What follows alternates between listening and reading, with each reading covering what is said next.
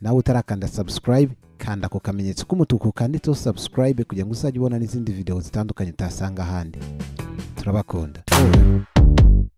Akazi ziracyari nyinshi cyane ndetse benshi hari byinshi bakeneye gusobanukirwa ku bigendanye n'ubuzima bw'imyororokere. Nta utibaza yaba ababyeyi, abana batoya ndetse n'inzego za leta bose impaka ziracyari ndende, ni gute bashobora kuboneza urubyaro rw'umwana w'imyaka 16 bidasabye ko akoresha imiti. Impaka rero zabaye ndende, aho ababyeyi bamwe twagiye tuganira bakagenda bavuga ko kuboneza urubyaro kuba abana b'iki gihe ngo basigaye baboneza urubyaro bafite imyaka 16 ariko bagatererwa za nshinge. Ikibazo kibazwa, ese gutera umwana urushinge w'imyaka 16, 20, 25 ariko utarashaka ukamutera urushinge rw'amezi 3, 6 rukamugumamo umwaka akamara imyaka 2 aziteza, izo shinge nta kibazo ziba zishobora kuba zamugiraho. Rero ibi byatumye tunyarukira kwa Dr Kanimba, akaba ari inzobere mu by'ubuvuzi.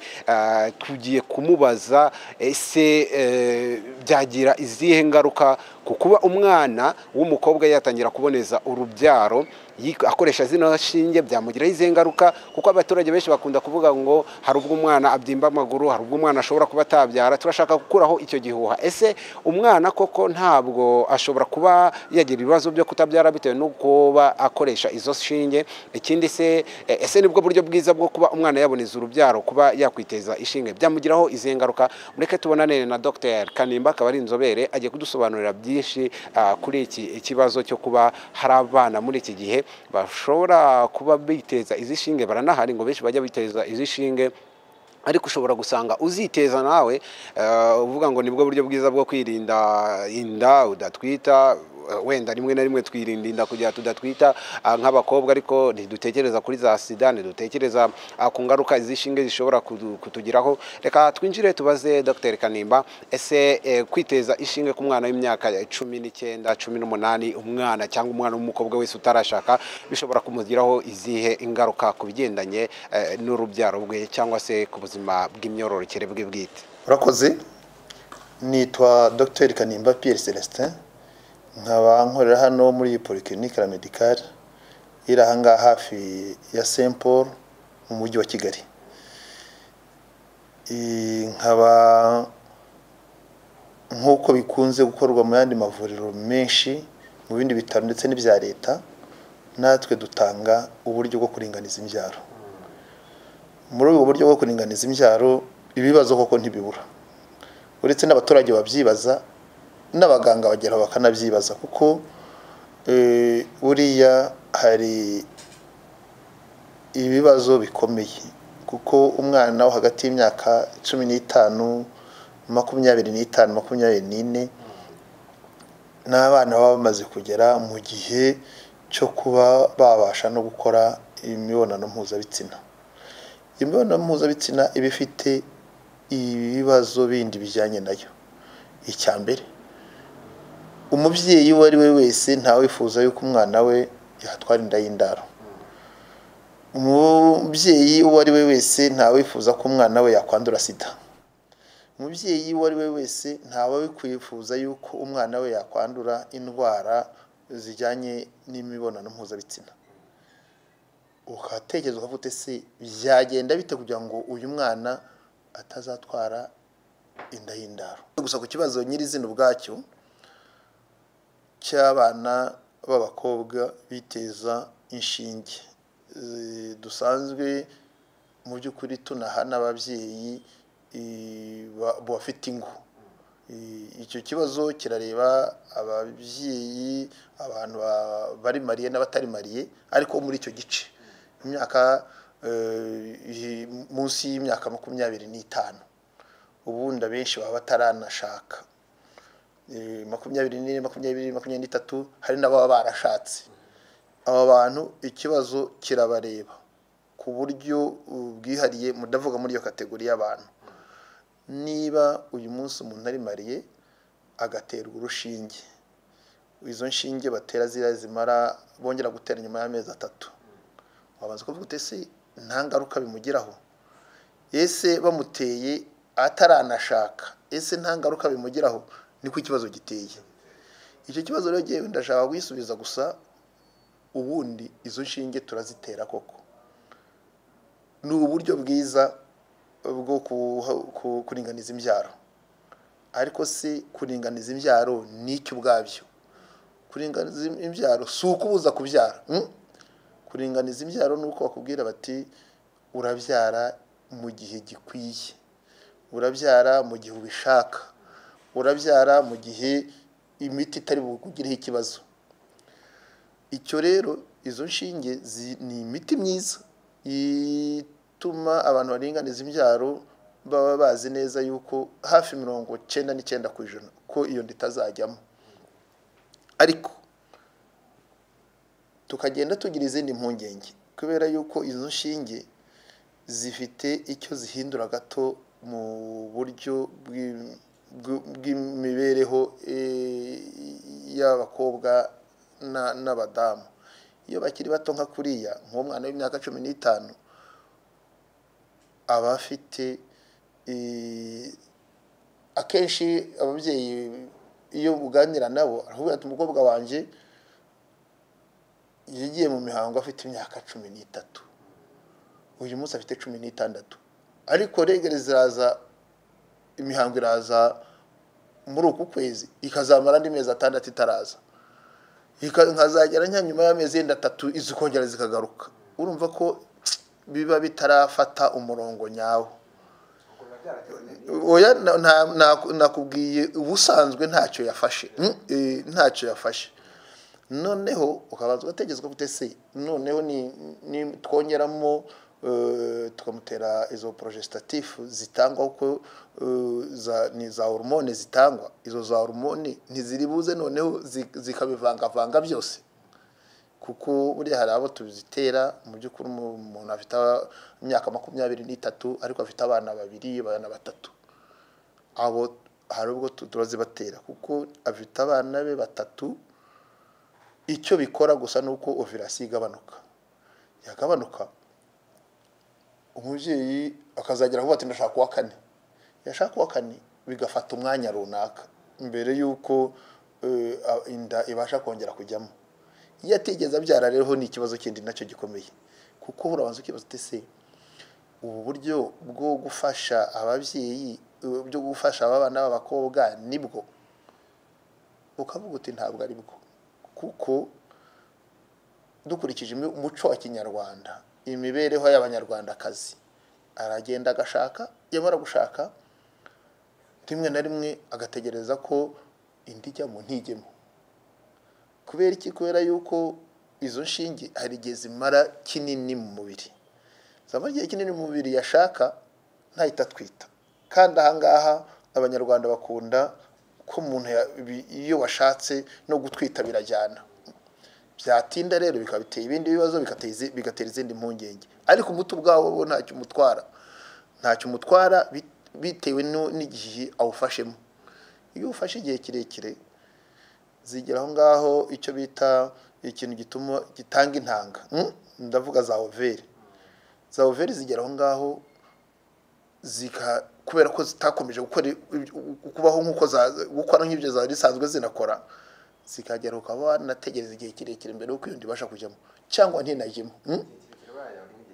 Ariko abantu biteza inshinge, akiteza akamara nk'imyaka 2-3 akiteza izo nshinge. Twebwe icyo dukora kugira ngo ibyo bibazo bitavuka, ndavuga ku badamu baba batuganye batewe izo nshinge, amubwira akiteza inshinge inshuro nk'3 ukazihagarika, ukamuha ubundi uburyo bw'ibinini kugira ngo za overe zongere zisubire zikora uko zigomba gukora, bigatuma zitabasha kuba deprime nk'uko zishobora kuba deprime igihe ufashe ubwoko bumwe bw'umuti igihe kirekire. Bifashe ubwo bwoko bw'umuti igihe kirekire, za overe zigera ngaho ntizikora uko zakoraga, kuko ubundi habamo ibyo bita estrogene, hakabona za progestatif. Iyo ufashe progestatif zonyine igihe kirekire havuka utubazo, iyo ufashe za estrogene zonyine igihe kirekire havuka ikibazo. Ubundi bizima ugeraho ukagerageza kubikora neza, ukafata umwanya akamara igihe runaka afata ibinini, yenda byazaba ngombwa ukazongera ukamusubiza no kuri izo nshinge, kuko inshinge zifite avantage nyinshi. Izambere ntabwo umukinini buri munsi, kuko ibyo binini kinywa buri munsi, ariko ahandi nta kinini unywa, uba gutera ukamara amezi 3 ubonana n'umugabo wawe bisanzwe, ubana n'umugabo wawe bisanzwe. Yego sinanavuga ko nabyo bitagenda bigira izindi ngaruka, ugira icyo ukabona umuntu arimo kugira utuntu bita sporting, ni ukugenda uvu turaso duke tudasobanutse. Hari nubwo ugira uke noneho na za regero wagiraga ntizongere kuboneka. Abanyarwanda kazi bahitagira impungenge, kavuga ndetse ko kumenya natwite kaza gupimisha, ariko niba ari byo biba byatewe n'umuti yatewe.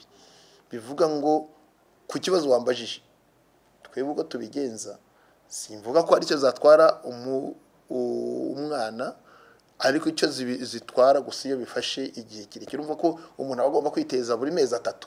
Iyo byiteje buri mezi 3, kuko icyo tuzi cyo nuko abo bana b'imyaka 20, 21, 22, 23 baba nabo bari mu buzima busanzwe bw'imibonano mpuzabitsina.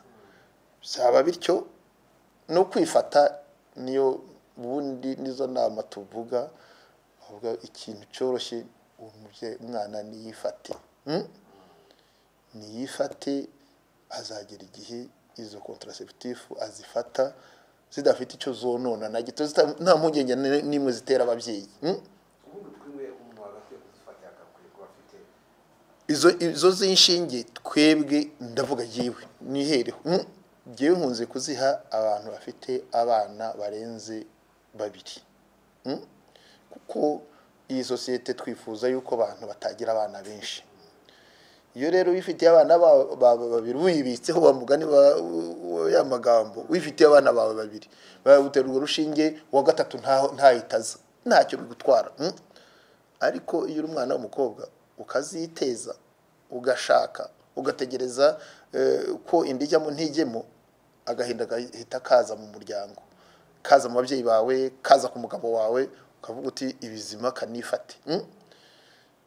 kanifate kugira ngo ntagira icyo nakonona mu myororokere y'ubuzima bwanjye, mu myororokere y'umuryango. Abenshi biteza karagashinge bakiteza nko mu buryo bwo gutuma inda zitajyamo, ariko babirengagiza ko rimwe na rimwe inda nasidi hari naho hinjirira sida. Nibyo niba nkubwira ko mu by'ukuri ubwo buryo butatugeza ku cyo twahereyeho.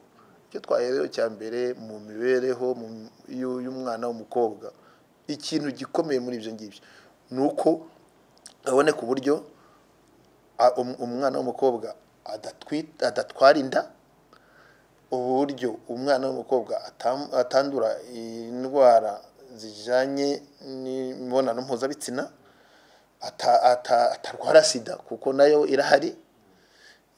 Bivuga ngo icyo ukora cyo cyonyine gikora ibyo byose ni condom, ni contraceptif, ariko nabwo zigakoreshwa mu buryo bukwiye.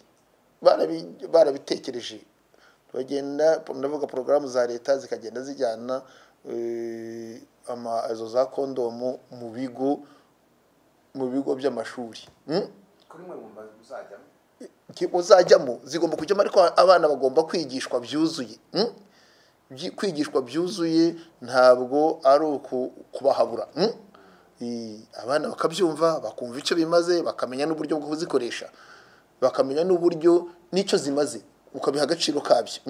Ariko igihe cyose baba batabihaye agaciro kabyo, batabyigishijwe buryo bwuzuye, ugeraho ngaho ugasanga ibiranyanyagiye mu kibuga ahantu, ukavuga uti si ibintu abantu barasobanukiwe kweri. Bivuga ngo rero icyo tugombye gukora ni uburyo burinda ibyo bibazo umwana w'umukobwa, birinda ibyo bibazo umwana w'umuhungu, kuko n'abahungu nuko nubwo badatwita ariko batera inda. Nta wishimira rero kuba yatera inda ngo yonone umwana w'umukobwa w'umuryango w'inshuti. Bivuga ngo bagomba kwigishwa la education sexuelle yuzuye, nziza rwose itabahabura, ariko ibabuza ko bandura izo ndwara zijyanye n'imibonano mpuzabitsina. Wenda Dr. tugera ku musozo hano mwatubwiye ko mujya mwakira abamama baje kuboneza urubyaro, sinzi wenda murakira nk'umumama wifuza ko mubonereza umwana w'urubyaro ko namwe mwabireba kuri izo ngaruka zose mumaze kutubwira ukavuga ati uyu mwana dukurikije imyaka ariho ntabwo byashoboka. Ikindi muragira iyihe nama cyane cyane ababyeyi, reka tuvuge ko ari abasirimu, bumva ko ari abasirimu bumva ko umwana we kugira atazatwita ari uko ku myaka ye 16 bajya kumuteza agashinge, izihe nama mubagira bigendanye no kuba umwana nyine yahita atwita cyangwa se yazabura urwo rubyaro mu gihe kizaza, atari ukuvuga ngo ararubuza, ashobora kurubura wenda mu gihe gitoya bitewe n'iyo miti yakoresheje. Inama mujya n'izihe? Muramaze mutubwire niba koko hano mwarigeze wenda mwakira nk'umubyeyi ashaka kubonereza umwe cyangwa umwana bwe yizanye mukabona bidakwiye mwebwe. Hari ababyeyi bake azahubwira atari ko atumfite ikibazo kinkomereye, ati umwana w'umukobwa wanjye ntabwo yitwara neza, ejo azanzanira umwana w'ikinyendaro, ati ndamukurikira ariko munatitwara neza, ati muganga wamfasha iki? Ikibazo gikomeye, ikibazo kiruhije. None ugatekerezwa gute se wowe ko ari wowe uri nyina w'umwana, wowe wamugiriye izihe nama? Ibyo yabivuyemo. Ati naragerageje byarananiye, ese nkora iki? Icyo twebwe tumubwira tuti rero rwose iyo ikibazo cyavutse ugomba kugibonera n'igisubizo kigikwiye. Igisubizo kigikwiye ni uko umwana muganira kurushaho, ukamwumvisha ibyo byo kugenda agira abapartoneri benshi banyuranye, ni ibibazo bikomeye. Niba koko abona byaramunaniye nafata umwanya ashake, yubaka urugo rwe neza. Niba nabyo bitanashobotse, niba mbere yo kubonana n'umuntu ntabanze amenye yuko uwo muntu atari buze kumutera izo ndwara zikomeye izo navuze. Hari sida, hari inda, nayo si indwara ariko inda nayo iba yonona umwana w'umukobwa dukurikije imibereho y'imiryango nyarwanda. Umwana abapfuye ubusa, bivuga rero kugira ngo umwana apfe ubusa wanagira ngo akanatinyuka ukamubwira uti uwo mugabo mubonanye nibura nabe ufite protection yawe yuzuye, iyo gakingirizo, kuko niko kagukiza inda, niko kagukiza indwara zijyanye n'imibonano mpuzabitsina, niko kagukiza sida. Byanze umubyeyi afata responsibility ze akamugira inama, akamubwira ati wowe rwose ubonane n'umugabo niba bibaye niba utabasha kwihangana, ariko ujure umenya nibura ko ugomba gukoresha agakingirizo. Izindi ibyo by'inshinge nakubwira ibibazo byabyo, ibyo by'inshinge nta babyeyi babagiramo abana inama, ahubwo twari dukwiye kureba abavuzi. Ndavuga twebwe ibyo bitangirwa muri centre de santé, bitangirwa mu bitaro bya district, bitangirwa mu mavuriro yenda n'aya yacu. Abo bantu bakwiye kugira responsibility zikomeye kuri abo bana. Responsibility zikomeye ntabwo ari zo kumuha igishinge. Icyo gishinge, urwo rushinge ntabwo ruba rumuhaye protection yuzuye, cyane cyane kubirebana n'uburwayi. Yenda kundaho uba nakuye ko 99 indi itajyamo, inda ntabwo ijyamo, ariko harimo ako kantu uko ugenda udeprima amaveri yawe, hari kugeraho ngaho ukutwita bikaba ingorane gatoya. Bivuga ngo rero izo ngorane wizishaka, koresha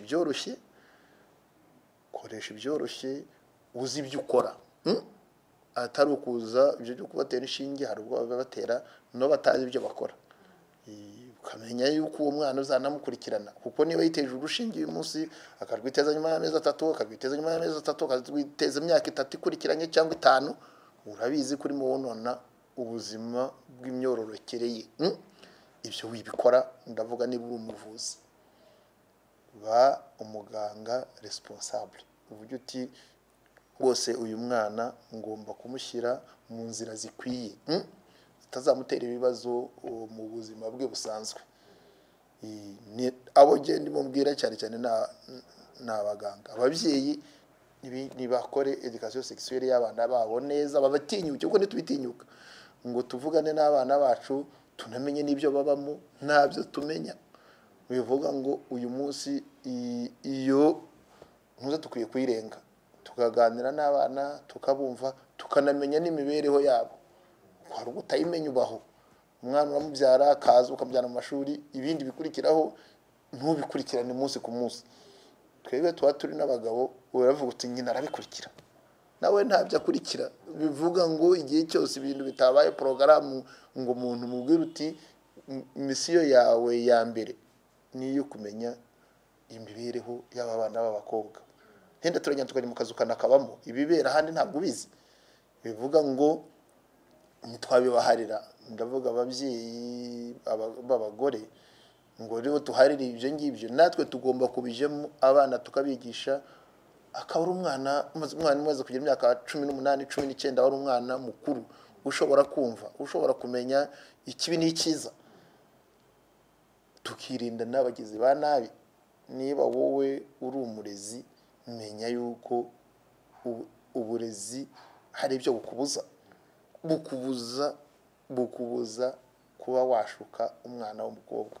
N'amategeko hano nta nubwo nabyoroheye, kuko uri umurezi ugatera umwana w'umukobwa inda, igihano kiza kiremereye kurusha icyundi umuntu wari we wese. Bivuga ngo aba bantu bashuka abakobwa, bashuka abana b'abakobwa, rwose leta yarabahagurukiye ariko ntibihagije. Natwe sosiyete yacu nibahagurukire, twigishe abana b'abakobwa tubakorera education sexuelle yuzuye. Yigo natwe ababihugukiwe yenda tunabakurikire tunabafashe, kuko ibyo dusaba ababyeyi rimwe na rimwe biba binaruhishe. Bivuga ngo iyo icyo kibazo cyabaye, umuntu yatewe izo nshinge agahura n'utubazo, umufashe kugira ngo wongere asubire mu buzima bukwiye bw'imyororokere. Ndabashimiye ariko niba numvise neza, ubwo numvise ko umugore wabyaye abana babiri n'abana batatu uburyo bwo kuboneza urubyaro kumutera agashinge bishobora kuba igisubizo, ariko ku mwana w'imyaka 16 wa mwana utarabyara ubanza gukoresha urushinge bitaba. Jewe mbona ntabwo ari byo. Hari izo metode nakubwiye zimukiza, zimubuza gutwita, zimubuza kwandura indwara zijyanye n'imibonano mpuzabitsina, zimubuza izo za sida. Izo nizo igihe byanze, igihe atabasha kwifata, ibyo nibyo byiza. Naho iby'inshinge ntabwo ngiye mbishyigikiye, ntabwo mbishyigikiye rwose. Ariko byiyumviye rero mu kiganiro cyiza twagiranye na Dr Kanimba, aho yagiye agaruka cyane cyane ku ngaruka zishobora guterwa no gukoresha ijishinge abakobwa bakunda kwitera cyangwa kujya kwiteza babona ko ari bwo buryo bwo kuboneza urubyaro. Nyamara twabonye ko atari byo. Mu biganiro twagiye duhabwa na Dr Kanimba, kuri we avuga ko ukwiye kuboneza urubyaro ni umugore nyine watangiye kubyara ziranshinge, wenda ufite abana batatu ushobora kuba wazikoresha. Ariko kuri we w'umukobwa uvuga ati ndashaka gukora imibonano mpuzabitsina mu mudendezo, nibyo urashaka kuyikora mu mudendezo, ukaba wakwiteza urwo rushinge rukakumaramo amezi 3 ugashyiraho n'urundi rukaba 6, ariko twabonye ko bishobora kuza kukugiraho ingaruka, aho ushobora kuzabyara utinze. Rimwe na rimwe hakaba hari n'impungenge ko ushobora kutazanabyara, kuko niba ukomeje gufata iyo miti ngo mu gihe kirekire bishobora kuza kukugiraho ingaruka zo kutazabyara. Ikindi nuko bihindura umubiri wawe uko wakoraga, umubiri wakoraga ukaba wajya ubura nk'imihango amezi 3 ukaba yashira utabona imihango. Izo zose rero ni ingaruka zo kuba umwana w'umukobwa muto yatangira gukoresha izi nshinge mu gihe atarashaka. Isomo waryumvishe, wakurikiye ikiganiro. Icyo nagusaba cyangwa se icyo twese duhurizaho nuko twareka ababyeyi babyaye nk'abana akaba ari bo bazajya bakoresha izo nshinge zo kuboneza urubyaro. We mukobwa, weho mwari ugifite imyaka hafi 25 kumanura hasi cyangwa utarashaka, ikiza niba ushaka gukora imibonano mpuzabitsina byaba byiza ugiye ukoresha agakingirizo nk'ubumwe mu buryo bwo kwirinda kurusha uko wakwihutira kujya kwiteza ziranshinge, kuko nishinge twabonye ko zishobora kukugiraho ingaruka nyinshi zitandukanye. Mwakoze gukurikirana ibiganiro bitandukanye byacu. ya Didas Niyibizi, mukomeze mukurikira ibiganiro bya Flash TV. Nawe utarakanda subscribe kanda ako kamenyetso k'umutuku kanditseho subscribe kugira ngo uzajye ubona n'izindi video zitandukanye utasanga ahandi. Turabakunda.